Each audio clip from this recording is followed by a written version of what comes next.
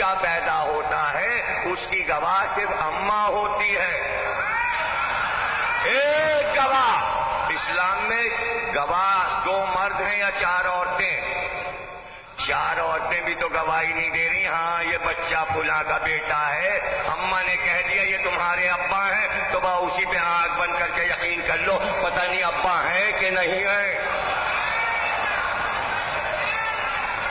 چونکہ ماں کہہ رہی ہے اس لیے ماننا پڑے گا، اور ماں ہی کو معلوم ہے اصل باپ کون ہے۔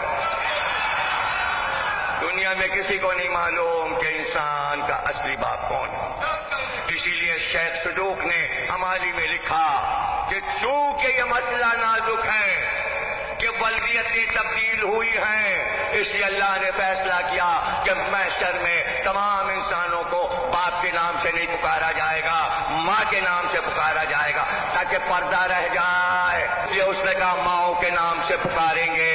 اگر باپ کے نام سے پکارتا تو سب حیران ہوتے، ابا ان کو کہتے تھے، ابا